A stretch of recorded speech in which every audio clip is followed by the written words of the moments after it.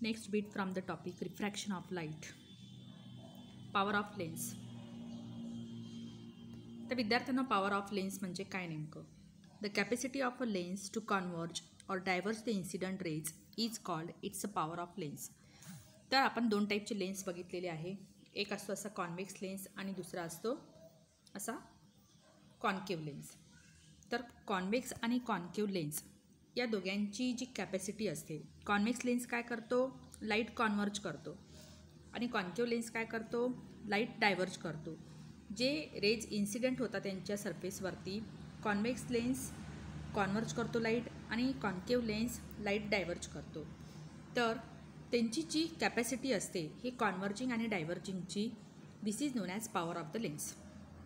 The power of lens depends on its focal length. तर ही जी पॉवर आहे त्यांच्या फोकल लेंथवरती डिपेंड असते.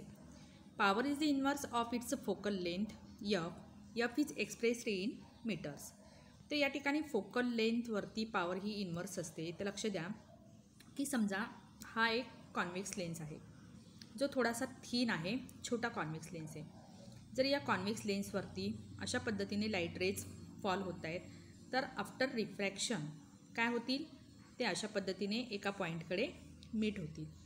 तर ज्या ठिकाणी ते फोकस होतात, कॉन्वर्ज होतात आणि त्यांचं ऑप्टिकल सेंटर ओ, ते इथून इथपर्यंतचा जो डिस्टन्स आहे त्याला आपण एफ म्हणतो, फोकल लेंथ म्हणतो. तर हे झालं छोट्या लेन्सच्या बाबतीत. समजा जर आपण थोडासा मोठा लेन्स घेतला आणि थिक लेन्स घेतला, थिक कॉन्व्हेक्स लेन्स घेतला, जाडीने जास्त घेतला, तर ज्यावेळेस हे parallel rays, incident rays parallelly या लेन्सवरती फॉल होतील, आफ्टर रिफ्रॅक्शन ते सुद्धा या ठिकाणी मीट होतील. परंतु ही जी फोकल लेंथ आहे या ठिकाणी ही F as compared to the lens which is thin and small in size, त्याच्यापेक्षा ही फोकल लेंथ आणखीन कमी असलेली दिसते. म्हणजे छोट्या लेन्सपेक्षा मोठ्या आणि जाड लेन्समध्ये रिफ्रॅक्शन खूप जास्त, जे रिफ्रॅक्टेड रे आहेत ते जास्त डेविएट होतात, जास्त बेंड होतात आणि त्यामुळे फोकल लेंथ आपल्याला कमी मिळते. म्हणजेच काय की जितकं पॉवर ऑफ लेन्स, जितका थिकनेस, जितका पॉवर, हा जो पॉवर ऑफ लेन्स जो आहे हा कसा आहे? इन्व्हर्स आहे. प्रत्येक पॉवरची जी शक्ती असते कॉन्वर्ज किंवा जे कॉन्वर्जिंग कॅपॅसिटी असते कॉन्व्हेक्स लेन्सची, ही कॉन्वर्जिंग कॅपॅसिटी कशावरती अवलंबून असते? तर depending upon the lens size. If the lens is small and thin then the focal length is maximum. If the size of the lens is large, then focal length is small. So that the power of the lens is inverse to the focal length, and this focal length is always expressed in the meters. The unit of power of the lens is diopter. तर dioptre या युनिटमध्ये आपण लेन्सची power ही major करत असतो.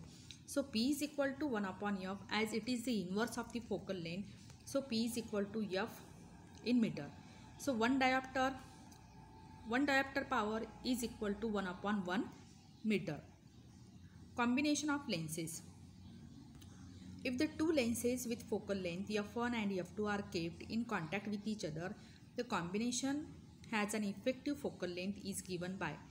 आता समजा दोन lens आहे, suppose this is a convex lens. असे दोन लेन्स आपण एकानंतर एक अशा कॉन्टॅक्टमध्ये ठेवले, तर या दोन्ही लेन्सची जी पॉवर आहे ही पॉवर, एकत्रित पॉवर जर म्हटलं तर या दोन लेन्सच्या इंडिव्हिज्युअल पॉवरचं ॲडिशन राहील. समजा या लेन्सचं पॉवर P1 आहे आणि या लेन्सचं पॉवर P2 आहे. तर जे ॲक्च्युअल पॉवर राहील, म्हणजे जी लेन्सची जी पॉवर, एकत्रित पॉवर आपल्याला मिळते, this power is nothing but the addition or sum of the two power of the two lenses. So that suppose आता हे जे दोन लेन्स आहेत याची F1 फोकल लेंथ आहे आणि याची F2 फोकल लेंथ आहे. तर as per formula of the power of lens आपण काय करणार? जी power of lens this is the inverse of focal length.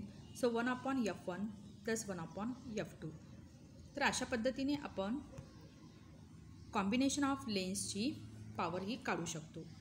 आता या ठिकाणी फक्त दोनच लेन्स आपण एकमेकांसोबत कनेक्ट केलेले होते, पण ज्यावेळेस आपण नंबर ऑफ लेन्स एकमेकांसोबत कनेक्ट करतो, इन कॉन्टॅक्ट ठेवतो, तर अशा पद्धतीने जे टोटल पॉवर आहे लेन्सची, we have to add the individual power of the lenses. So if the powers of the two lenses are P1 and P2 are then effective power of their combination is P is equal to P1 plus P2. Thus, when the two lenses are kept in touching with each other, the power of the combined lens is equal to the sum of their individual powers. आता सांगितल्याप्रमाणे की दोन lens हे एकमेकांच्या शेजारी असे ठेवलेले आहे, तर यांची जी कंबाईंड पॉवर आहे तीच combined power is nothing but the combination of power of these two lenses. तर विद्यार्थ्यांनो या ठिकाणी आपण पॉवर ऑफ लेन्स त्याचबरोबर कॉम्बिनेशन ऑफ द लेन्सेस हे 2 पॉईंट अभ्यासलेले आहे.